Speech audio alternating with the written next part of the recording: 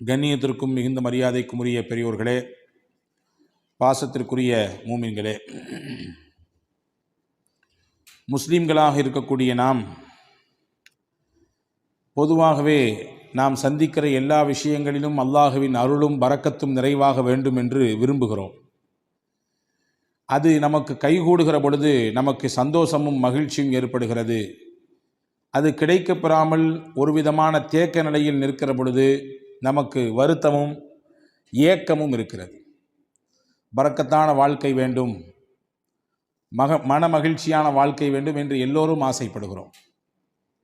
பரக்கத்தென்றால் வெறுமின்னை நாம் சம்பாதிக்கக்கூடிய பொருளாதாரத்தில் மட்டுமல்ல, நம்முடைய குடும்பத்தில், நம்முடைய பிள்ளைகளில், நாம் செய்யும் தொழிலில், நாம் ஈட்டும் வருமானத்தில், நம்முடைய ஆரோக்கியத்தில், நம்முடைய நிம்மதியில், இப்படி தொட்டு தொட்டு வாழ்க்கைக்கான எதுவெல்லாம் மூல ஆதாரமாக இருக்கிறதோ அத்துணையிலும் நமக்கு பரக்கத்து வேண்டும். இந்த பரக்கத்திற்கான வழியை குர்ஆனும் திருநபி ஸல்லல்லாஹு அலைஹி வஸல்லம் அன்னவர்களும் அற்புதமாக நமக்கு காண்பித்து தந்திருக்கிறார்கள். அல்லாஹ் அல் குர்ஆனிலே நபிகள் பெருமானார் ஸல்லல்லாஹு அலைஹி வஸல்லம் அன்னவர்களுடைய அந்த இஸ்ரா என்கின்ற பயணத்தை அறிமுகப்படுத்தும் பொழுதே சொன்னான், சுபஹானல்லதி அஸ்ரா பி அப்திஹி, இரவோடு இரவாக தன்னுடைய அடியாரை அல்லாஹ் அழைத்து சென்றான். மஸ்ஜிதுல் ஹராம் இலல் மஸ்ஜிதில் அக்ஸா, ஹரமிலிருந்து அக்ஸா பள்ளிவாசல் வரை, பாலஸ்தீனத்தில் இருக்கக்கூடிய பைத்துல் முகத்தஸ் வரை அழைத்து சென்றான். அவன் தூய்மையானவன் என்று சொல்லிவிட்டு பைத்துல் முகத்தஸிற்கு இருக்கக்கூடிய மிக முக்கியமான சிறப்பம்சத்தை அங்கே கோடிட்டு காட்டுகிறான். அல்லதி பாரக்னா ஹவுலா, பைத்துல் முகத்தஸ் என்கின்ற அந்த பள்ளிவாசல் எப்படிப்பட்டது என்றால் அதனை சுற்றியும் நாம் அல்லாஹ்வாகிய நாம் பரக்கத் செய்திருக்கிறோம். பரக்கத் பொருந்திய மண் அது என்று அல்லாஹ் அடையாளப்படுத்தினான். பெருமானார் ஸல்லல்லாஹு அலைஹி வஸல்லம் அன்னவர்களுக்கு அருளப்பட்ட அல் குர்ஆன், இதிலே 114 அத்தியாயங்கள் இருக்கிறது. 6200 சொச்சம் வசனங்கள் இருக்கிறது. எல்லாமே அருள் பொருந்திய வசனங்கள் தான், அதிலே மாற்று கருத்து இல்லை. எல்லாருமே அல்லாஹுவோடு பேசுவதற்கான வழிதான், அதிலே மாற்று கருத்து இல்லை. அவனுடைய கலாம் தான் அது, அவனுடைய பேச்சு தான். ஆனாலும் சில குறிப்பிட்ட சூறாக்களுக்கு பெருமானார் ஸல்லல்லாஹு அலைஹி வஸல்லம் அதனுடைய மகத்துவத்தை, அதனுடைய முக்கியத்துவத்தை உம்மத்திற்கு சொல்லித்தர மறக்கவில்லை. அதிலே முக்கியமான சூரா, முதன்மையான சூரா, சூரா பக்ரா. பெருமானார் ஸல்லல்லாஹு அலைஹி வஸல்லம் அவர்கள் சொன்னார்கள், திருக்குர்ஆனிலேயே மிக நீளமான சூரா. அந்த சூறாவை பற்றி அறிமுகப்படுத்தும் பொழுது சொன்னார்கள், இக்ரஊ சூரத்தல் பக்ரா, நீங்கள் சூரா பக்ரா ஓதுங்கள், வீட்டிலே சூரா பக்ரா ஓதுங்கள். ஃபஇன்ன அக்தஹா பரக்கா, எந்த வீட்டில் சூரா பக்ரா ஓதப்படுமோ அந்த வீட்டுக்கு அல்லாஹ் பரக்கத்தை கொடுப்பான். அதை எடுத்துக்கொண்டவர், சூரா பக்ராவை ஓதக்கூடியவர் பரக்கத்தான பெருவாழ்வு வாழ்வார். வ தர்குஹா ஹஸ்ரா, அதை ஓதாமல் விட்டு விடுபவர் உள்ளபடியே அதனுடைய அருளும் அதனுடைய மகத்துவமும் தெரிந்ததற்கு பிறகும் அதை தொடாமல் இருக்கக்கூடியவர், அதற்கு ஓதுவதற்கான என்ன முயற்சியையும் எடுக்காமல் இருக்கக்கூடியவர் உள்ளபடியே கை செய்தத்திற்குரியவர் தான் என்று பெருமானார் ஸல்லல்லாஹு அலைஹி வஸல்லம் அடையாளப்படுத்தினார்கள். இப்போ சூரா பக்ரா ஓதுங்கன்னு சொல்லி விடலை, அதை ஓதுறதுனால பரக்கத் கிடைக்கும் என்று பெருமானார் ஸல்லல்லாஹு அலைஹி வஸல்லம் சொல்வதின் வழியாக பரக்கத் நம் வாழ்க்கைக்கு எவ்வளவு முக்கியமானது என்பதை சொல்லித் தருகிறார்கள். எனவே தான் மக்காவிலிருந்து மதீனாவுக்கு ரசூலுல்லாஹ் வருகிறார்கள். ஹிஜ்ரத் என்ற பயணத்தின் ஊடாக மக்காவில் ஏகதேசம் வாழ்வின் 80% கழிந்து போனது. மிச்சம் இருக்கக்கூடிய 20% அந்த வாழ்க்கையினுடைய காலகட்டம் மதீனாவிலே அல்லாஹ் ஏற்பாடு செய்திருந்தான். ஹிஜ்ரத் என்ற பயணத்தின் வழியாக மதீனாவுக்கு வந்தார்கள். வந்த உடனே ஒரு துவா செய்தார்கள். மதீனா மண்ணுக்கு வந்தவுடன் ஒரு துவா செய்தார்கள். என்ன துவா கேட்டிருப்பார்கள் நினைக்கிறோம்?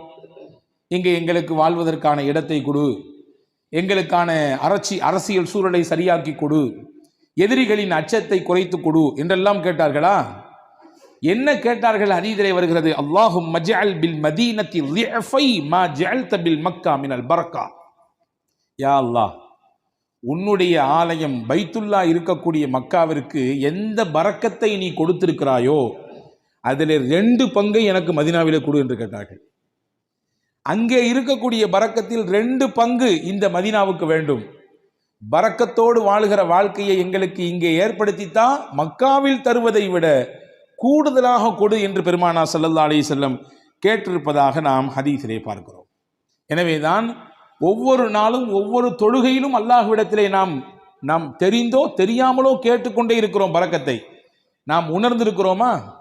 அத்தஹியாத்தினுடைய இருப்பிலே நாம் கேட்கிறோம் பரக்கத்தை. அல்லாஹும்ம பாரிக் அலா முஹம்மத் வ அலா ஆலி முஹம்மத் கமா பாரக்த அலா இப்ராஹிம். இறைவா, முகமது நபியின் மீதும் அவர்களுடைய குடும்பத்தினர் மீதும் நீ பரக்கச் செய்வாயாக, இப்ராஹிம் நபிக்கும் அவருடைய குடும்பத்திற்கும் எப்படி பரக்கச் செய்யதாயோ அதே போன்று என்று அல்லாஹ்விடத்திலே நபிகளை முன்வைத்து நாம் கேட்கிறோம். அவர்களுக்கு செய் என்றால் அதன் வழியாக எங்களுக்கும் கொடு என்ற அர்த்தம். பரக்கத் என்பது வாழ்க்கையிலே தவிர்க்க முடியாத ஒன்று. பரக்கத்தான வாழ்க்கையை தான் நாம் எல்லோருமே ஆசைப்படுகிறோம்.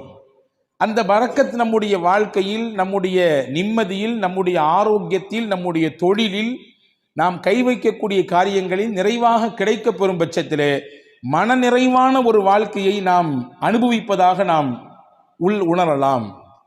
அதை பெறுவதற்கான வழிகள் என்ன என்பதை குறித்துத்தான் நாம் இங்கே பார்க்க போகிறோம் இந்த ஜும்மாவினுடைய உரையின் ஊடாக.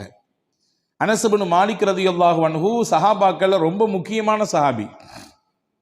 நபிகள் ஸல்லல்லாஹு அலைஹி வஸல்லம் அவர்களோடு சிறு வயதிலேயே அந்த தொடர்பை ஏற்படுத்தி கொண்ட உன்னதமான தோழர்களிலே ஒருவர். ரசூல் ஸல்லல்லாஹு அலைஹி வஸல்லம் மதீனாவுக்குள்ள வரும்பொழுது எல்லாரும் கிஃப்ட் கொடுத்தாங்க ரசூலுல்லாஹ்க்கு. இந்த அம்மா அனஸ் ரலியல்லாஹுடைய தாயார், அவங்க பேர் உம்மு சுலைம் ரலியல்லாஹு தஆலா அன்ஹா. அந்த அம்மாட ரசூலுல்லாஹ் கொடுக்கறதுக்குன்னு பெருசா ஒன்றும் இல்லை. 10 வயசு ஃபுல்லா அனஸ் தான் இருந்தாங்க.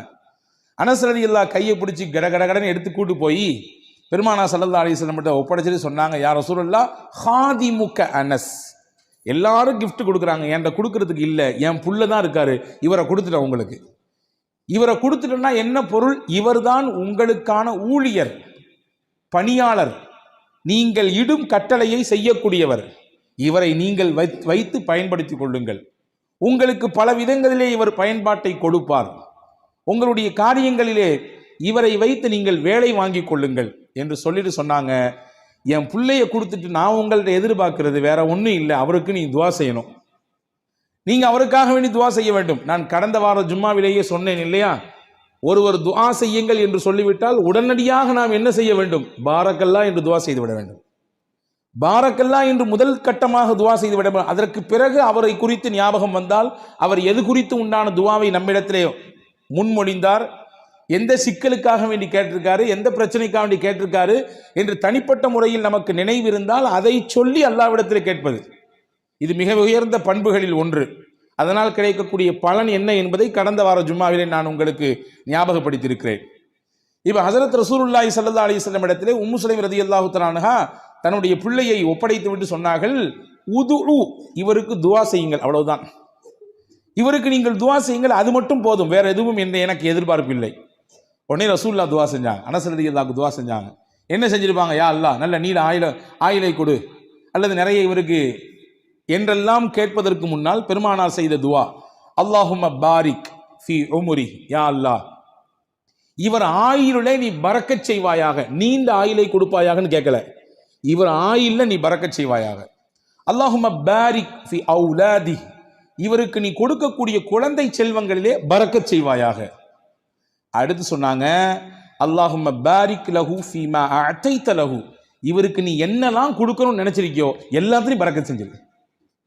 இவர் ஆயில்ல பரக்கத் செஞ்சிரு, இவருடைய குழந்தை குட்டிகளில் பரக்கத் செஞ்சிரு, நீ என்னெல்லாம் இவருக்கு கொடுக்கணும்னு நினைச்சிருக்கியோ எல்லாத்திலும் நீ பரக்கத் செய்துவிடு என்று பெருமானார் ஸல்லல்லாஹு அலைஹி வஸல்லம் அவர்கள் துவா செய்ததாக நாம் ஹதீஸில் பார்க்குறோம். நிறைய குடுன்னு கேட்கல, நீண்ட ஆயில நிறைய வயசு வாழணும் அப்படி கொடுன்னு ரசூலுல்லாஹ் கேட்கல, நீ கொடுப்பதில் நிறைந்த பரக்கத்தை கொடு என்று கேட்பதிலிருந்து நமக்கு புரிகிறது, வாழ்க்கையிலே நிறைய என்பதை விட பரக்கத்தான் முக்கியம். அதிகம் எண்ணிக்கை என்பதை விட குறைவாக இருந்தாலும் அதன் மூலம் கிடைக்கக்கூடிய பலன் பரக்கத்தாக இருக்க வேண்டும் என்பதுதான் முக்கியம் என்று நாம் இதிலிருந்து புரிந்து கொள்கிறோம். அந்த பரக்கத்தான வாழ்க்கையை பெறுவதற்கு ஒரு 8 அம்ச திட்டத்தை நான் இன்றைக்கு உங்களுக்கு நான் சொல்ல போகிறேன். 8 விதமான விஷயங்களை நாம் பின்பற்றுகிற பொழுது அல்லாஹுவின் பரக்கத்தை நம்மால் முழுமையாக அடைந்து கொள்ள முடியும். நம்பர் 1, முதலில் பரக்கத்தை பெறுவதற்கு நாம் என்ன முயற்சியை மேற்கொள்வது? 1, ரசூலுல்லாஹ் சொன்னாங்க, உங்களில் யார் வயசுல பெரியவங்களோ அவங்களில் நீங்க மரியாதை கொடுப்பதிலிருந்து, உங்கள் காரியங்கள் அனைத்திலும் அவர்களை முன்னிலைப்படுத்துவதிலிருந்து அல்லாஹ் உங்களுக்கு பரக்கத்தை தருவான். வாப்பாக்கு வயசாயிடுச்சு, வீட்டில் மூத்தவங்க தான், இருந்தாலும் இந்த விஷயங்கள்லாம் அவங்களுக்கு அந்த அளவுக்கு பிடிபடாது. அதனால சொல்லிக்கலாம், எல்லாம் முடிஞ்சு கடைசியிலே சொல்லிக்கலாம் என்பதல்ல. ஒரு கட்டத்தில் அவரும் வாலிபம், குழந்தை பேரு, தொழில், வியாபாரம் என்று எல்லாவற்றையும் கடந்துதான் வந்திருக்கிறார். இப்பொழுது அவருக்கு வயதான நிலை, வயோதிகம், அதனாலே அவரை ஒதுக்கி வைக்குதல், தள்ளி வைக்குதல் என்பதெல்லாம் இல்லை. என்ன விஷயம் செய்தாலும் பெரியவர்களுக்கான முன்னுரிமையை, முன்னிலைப்படுத்துதலை, அவர்களுக்கான மரியாதையை நீங்கள் நிறைவாக செய்யுங்கள். இதன் ஊடாக அல்லாஹ் உங்களுக்கு பரக்கத்தை தருவான். எந்த வீட்டில் பெரியவர்களுக்கு மரியாதை இருக்கிறதோ அந்த வீட்டிலே பரக்கத் இருக்கிறது என்று பொருள்.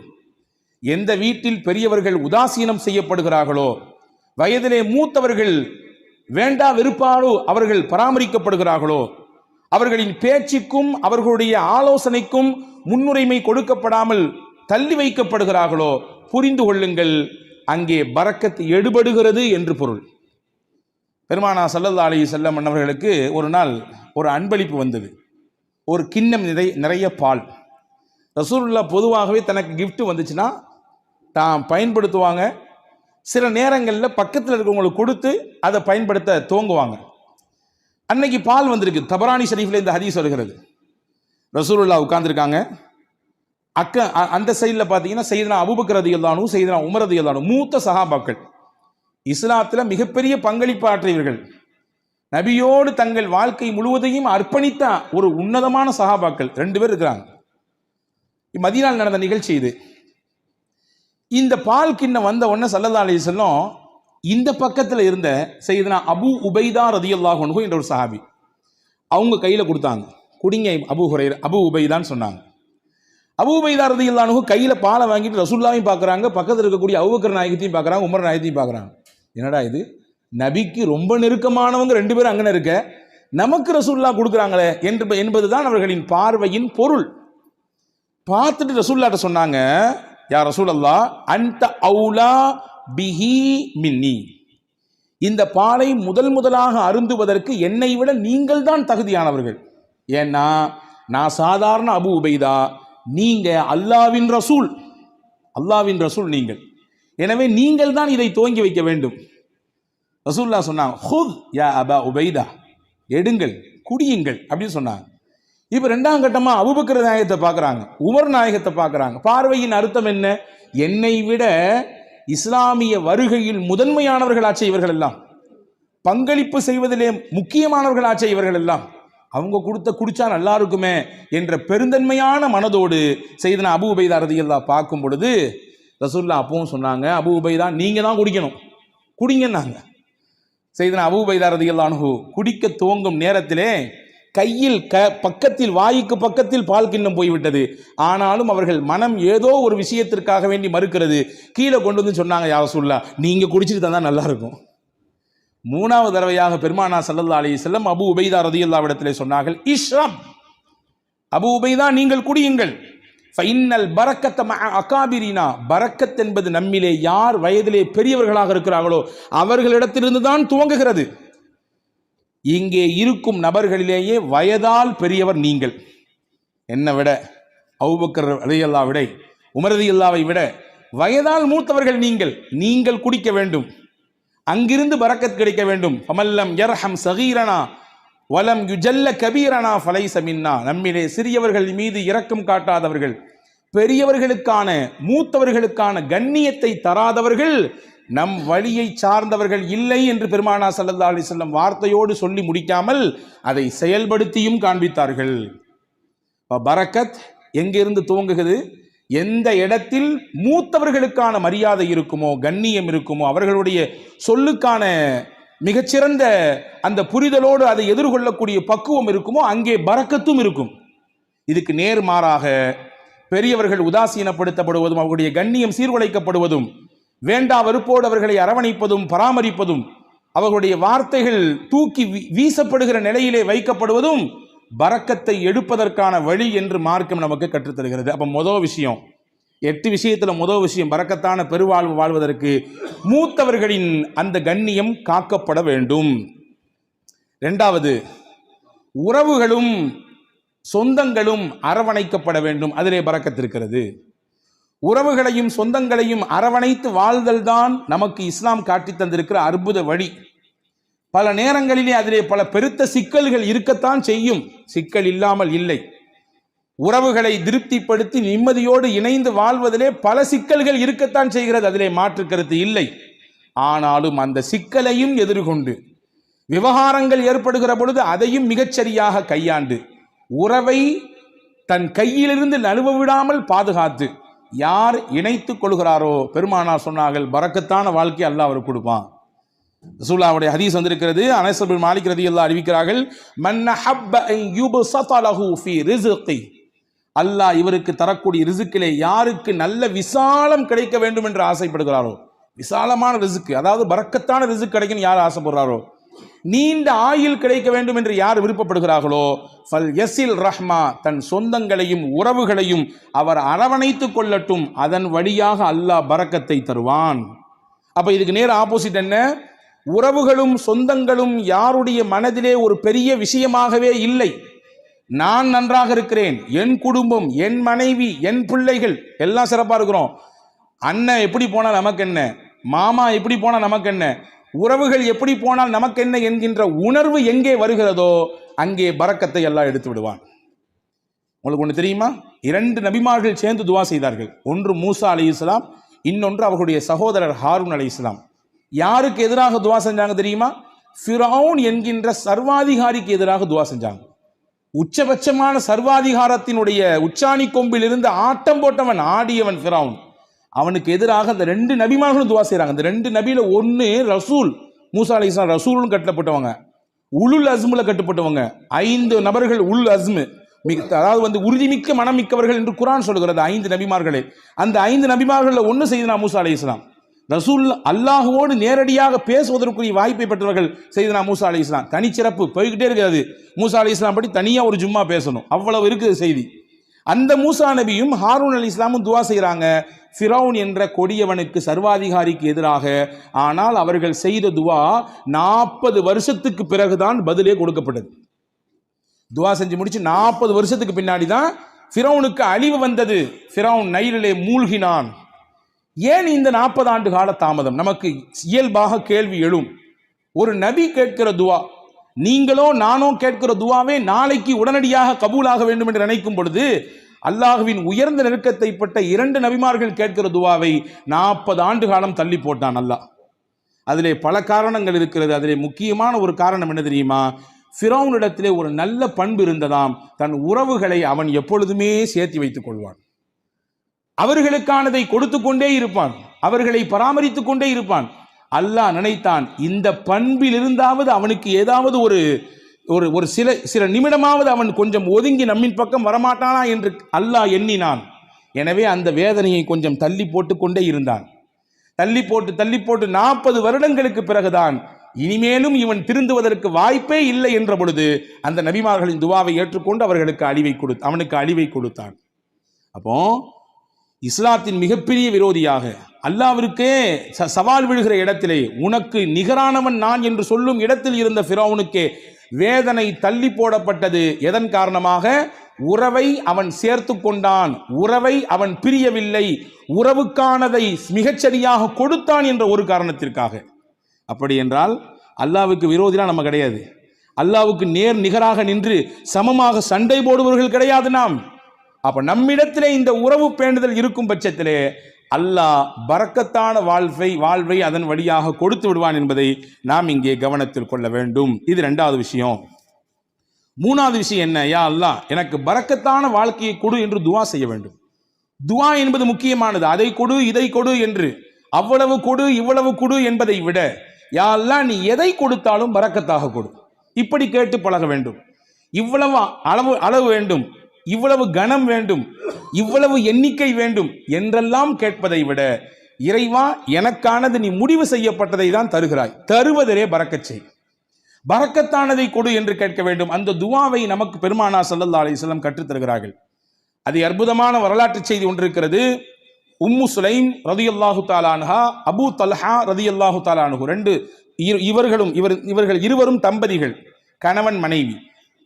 வெளியூருக்கு போன அபூ தல்ஹா வீடு திரும்பும் நேரத்திலே இவருக்கு பிறந்த பிள்ளை இறந்து போனது நீண்ட பெரிய சம்பவம், சுருக்கமாக சொல்கிறேன்.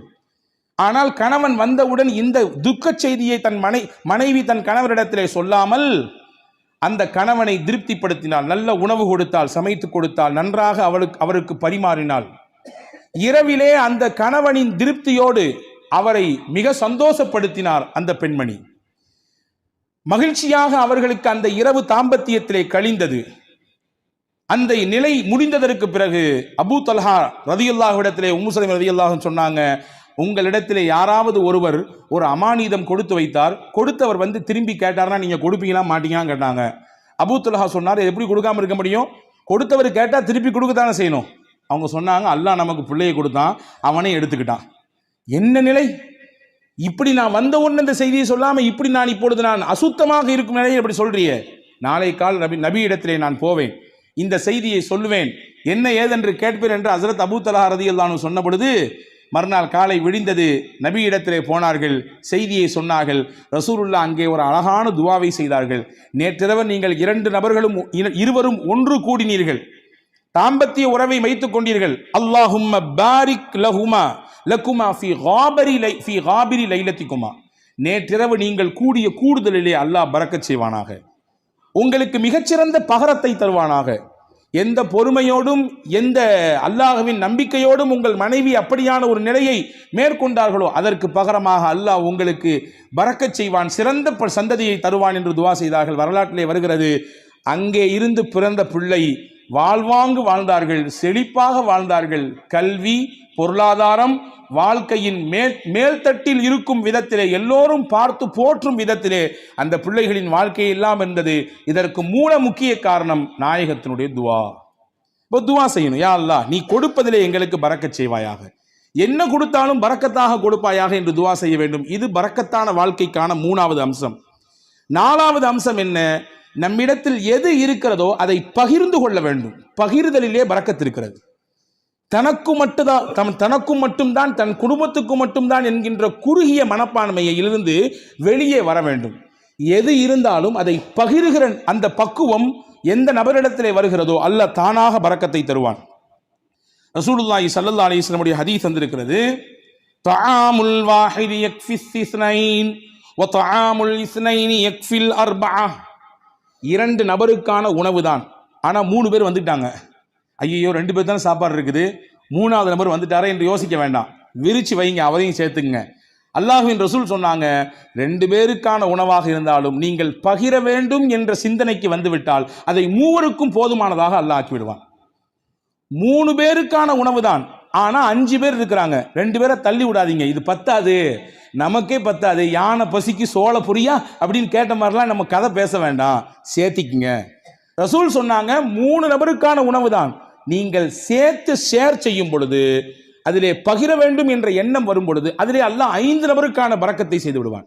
இது வாழ்க்கையிலே யாரெல்லாம் இந்த ஷேரிங்ல இருக்கிறாங்களோ அவங்க எல்லாம் கண்கூடாக பார்க்க முடியும், கண்கூடாக பார்க்க முடியும். ரசூலுல்லாவுக்கு ரொம்ப பிடித்த குடும்பம் ஒரு குடும்பம் இருந்தது, அல் அஷ்அரி. ரொம்ப பிடிக்கும் அவங்கள ரசூலுல்லாவுக்கு. எந்த அளவுக்குன்னா அவங்க என் குடும்பம் ரசூலுல்லாஹ் சொன்னாங்க, என் குடும்பம் அவங்க, என்னிலிருந்தும் அவர்களிலிருந்தும் நான் என்று சொன்னார்கள். சஹாபாக்கள் ஒன்று புரியும், ஏன் இந்த குடும்பத்தை மட்டும் ரசூலுல்லாஹ்க்கு ரொம்ப பிடிக்குது? விவரத்தை கேட்டு போனா ரசூலுல்லாஹ் சஹாபாக்கள்கிட்ட சொன்னாங்க, அவங்கள்ட்ட ஒரு சிறந்த பண்பு இருக்குது, தாங்கள்கிட்ட எல்லாரும் ஒரு பயணத்தில் போனானா எல்லாரும் தனித்தனியாக சாப்பாடு கொண்டு வருவாங்க, யாராவது 1-2 பேருடைய சாப்பாடு சீக்கிரமாக தீர்ந்து போயிடும். நீண்ட தூர பயணம் என்பதினாலே அவர்களை அப்படியே கழட்டி விட்டுற மாட்டாங்க, நீங்க கொண்டு வந்து காலியாக போச்சா அப்படித்தான் போச்சு, இப்போ இன்னும் ரொம்ப தூரம் இருக்குது, இன்னும் 500 கிலோமீட்டர் போனோம் அப்படித்தான் என்று விட்டு விட மாட்டார்கள். சாப்பாடு இல்லாதவர்களையும் சேர்த்து ஒரே இடத்தில் உட்கார வைத்து ஒரு பெரிய துணியை எடுத்து கொண்டு வந்த மொத்த சாப்பாடையும் அதிலே கொட்டி கலந்து இருப்பவர்களுக்கெல்லாம் பகிர்ந்து கொடுப்பார்கள். இந்த பகிர்தல் என் பண்பு, என்னுடைய குணம், அது அவங்கள்ட்ட இருக்கிறதுனால அவங்க எங்க குடும்பம் நாங்கள் ரசூல் ஸல்லல்லாஹு அலைஹி வஸல்லம். பகிர்தல் இது பரக்கத்திற்கான பெரிய வழி. நம்மில எது இருக்கிறதோ அதை பகிர்ந்து கொள்வது, குடிப்பதற்கு இவ்வளவுதான் நீர், அதை பகிர்ந்து கொள்வது, உணவு இவ்வளவுதான் இந்த இடத்திற்கான விஷயம், பகிர்ந்து கொள்வது. எனக்கு மட்டும் வேணும், என் குடும்பத்துக்கு மட்டும் வேணும் என்று முன் தயாரிப்பு செய்து முன்னால் எடுத்து வைப்பதை விட இருப்பதை கொண்டு பகிர்வதனால் அல்லாஹ் பரக்கத்தை தருவான். இது 4வது வழி. 5வது பரக்கத்துக்கான முக்கியமான வழி, இன்னைக்கு நம்மள பல பேர் மறந்துவிட்ட விஷயம், சாப்பிடும் பொழுது எல்லாரும் சேர்ந்து உட்கார்ந்து சாப்பிடுங்க நாங்கள் சொல்லலாம். எல்லாரும் சேர்ந்து உட்கார்ந்து சாப்பிடுங்க, தனித்தனியா சாப்பிடாதீங்க. ஆனா இன்னைக்கு காலப்போக்கில் வேக உலகத்தில் இருக்கிறோம் நாம், அதனாலே பல விஷயங்களை இழந்து விட்டோம். ஆனால் நம் முன்னோர்கள், நம்முடைய தாய் தகப்பன், நம் தாதா தாதி எல்லாம் நம்முடைய வீடுகளிலே சேர்ந்துதான் உட்கார்ந்து சாப்பிடுகிற வழக்கத்தை சொல்லி தந்திருக்கிறார்கள். இன்னைக்கு வரையும் சில ஊர்களிலே கலன் சாப்பாடு என்று ஒன்று இருக்கிறது. ஒரே பிளேட்ல உட்கார்ந்து மொத்தமா சாப்பிடுறது, ஒரே பிளேட்ல உட்கார்ந்து 4 பேர் 5 பேர், இதுவெல்லாம் நிகழ்ச்சிகளுக்கு என்பதை தாண்டி சாதாரணமாக இயல்பாக அன்றாட சாப்பாடு அப்படி சாப்பிடுகிற பழக்கம் இன்னைக்கும் சில ஊர்களிலே இருக்கிறது. ஆனா கால ஓட்டத்தில் அதெல்லாம் நம்ம விட்டுட்டோம். ஒரே வீட்டில் இருக்கிறோம், 5 பேர் தான் இருக்கிறோம், 5 பேரும் 5 டயத்துல சாப்பிட்றோம். சஹாபாக்கள் வந்து ரசூலுல்லாஹ்ட்ட ஒரு நாள் சொன்னாங்க, யா ரசூலல்லாஹ் இன்னா நாக்குலு வலா நஷ்பஉ, நிறைய சாப்பிட்றோம், வயிறே நிறைய மாட்டேங்குது, என்ன செய்யறதுன்னு கேட்டாங்க. சஹாபாக்கள் ரசூலுல்லாஹ் கேட்டாங்க, அன்தும் தாக்குலூன ததஃபர்ரகூன், எல்லாருமே தனித்தனியா சாப்பிட்ற மாதிரி தெரியுது, ஆமாவான்னு கேட்டாங்க.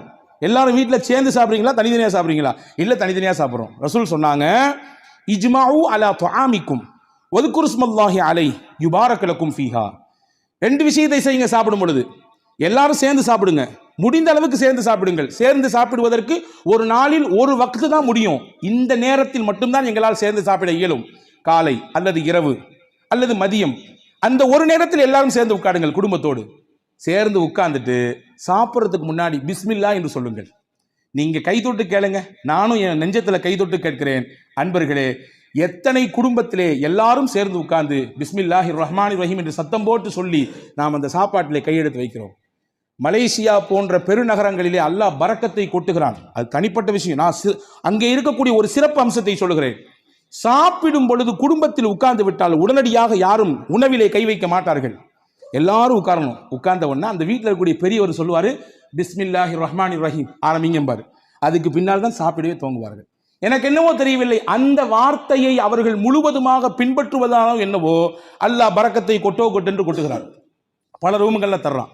எனவே உணவின் சமயத்திலே நாம் சேர்ந்து சாப்பிடுவது பரக்கத்திற்கான முக்கியமான வழி. இது 5வது விஷயம். 6வது விஷயம் என்ன? ரசூலுல்லாஹ் சொன்னாங்க, உங்க வீட்டுக்குள்ள போகும்போது சலாம் சொல்லிட்டு போங்க, சலாம் சொல்லிட்டு வெளியே வாங்க, இது பரக்கத்தை உங்க வீட்டுக்கு தரும்னாங்க ரசூலுல்லாஹ். ஹஸரத் ரசூலுல்லாஹ் சொன்னாங்க, 3 விஷயம் அல்லாஹ்வுடைய பொறுப்பு, அல்லாஹ்வுடைய கண்ட்ரோல்ல வந்துருது. அதிலே 1, மன் தஹல பைத்தஹு வஸல்லம ஃபஹுவ லாமினுன் அலல்லாஹ், யார் வீட்டுக்கு நுழையும் பொழுது சலாம் சொல்லிட்டு போறாரோ அவர் அல்லாஹ்வுடைய கஸ்டடியில வந்துடுறாரு, அல்லாஹ்வுடைய நேரடி பார்வையில வந்துடுறாரு, அவருக்கானதை அல்லாஹ் கொடுத்து விடுவான். ஹதீஸ்ல இப்படி ஒரு வார்த்தை வருது, இன் ஆஷ ருஸிக வ குஃபிய, அவர் வாழ்ந்தால் மனநிறைவான வாழ்க்கையை வாழ்வார். வ இன் மாத்த அதுஹலகுல் ஜன்னா, இதை அப்படி கண்டினியூவா ஃபாலோ பண்ணாருன்னு சொன்னா 3 விஷயம் சொன்னாங்க. அந்த 3ல 1 தான் நான் சொல்லியிருக்கேன், 2 தேவைப்படுறவங்க தனியாக வந்து கேளுங்க. அந்த 3ல் 3 விஷயத்தை யார் பின்பற்றுகிறாரோ வாழ்ந்தால் போதுமான வாழ்க்கையை அல்லாஹ் அவருக்கு தருவான். 2வது, அவர் மௌத்தாகி விட்டால் அல்லாஹ் நேரடியாக சொர்க்கத்தை கொடுப்பான். அதுல 1 தான் வீட்டுக்கு போகும்போது சலாம் சொல்லிட்டு போறது. உங்க வீட்டுக்கு அல்லாஹ் பரக்கத்தை தருவான், பரக்கத்தான வாழ்க்கையை உங்களால் வாழ முடியும் என்பதை ரசூலுல்லாஹ் சொன்னார்கள். இது 6வது விஷயம். 7வது விஷயம் என்ன? அல்லாஹ் எதை நமக்கு அளந்திருக்கிறானோ அல்ஹம்துலில்லாஹ், போதும் என்ற மனமே பொன் செய்யும் மருந்து நான் தமிழ்ல இல்லையா, இன்னைக்கு அதுதான் நம்மள்ட்ட இல்லை. இருக்கு, வேணும் வேணும் வேணும், எப்ப வரை வேணும்? மௌத்தை சந்திக்கிற வரையும், இஸ்ராயில பார்க்கிற வரையும் வேணும், அந்த நிமிஷம் வரையும் வேணும். அன்பர்களே, எது கிடைக்கிறதோ அது குறைவோ அதிகமோ அல்ஹம்துலில்லாஹ் என்று சொல்ல பழக வேண்டும். அப்படியான பழக்கம் இருக்கிறது. நீங்கள் சொல்லும் வார்த்தை அது அல்லாஹ்விற்கு பிடித்து போனால் அல்லாஹ் அதிலே பரக்கத் செய்து விடுவான். எப்படிங்க இருக்கிறீங்க? நீ யார்ட்டையா கேளுங்க, என்னத்தை போகுது, மூட்டி வலி, முதுகு வலி, அங்கிட்டு வலி, இங்கிட்டு வலி, மருத்துவ செலவு, அப்படி இப்படி ஒரு பெரிய லிஸ்ட். நல்லா இருக்கிறன்றதுக்கு நிறைய பாயிண்ட்ஸ் இருக்கும், அதை நம்மள பல பேர் சொல்றதே இல்லை.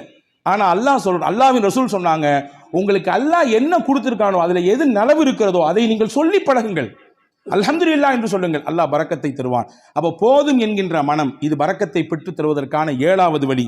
8வது முக்கியமான வழி, பயபக்தி மிக்க வாழ்க்கையை நாம் வாழ்வதற்கு பழகி கொள்ள வேண்டும்.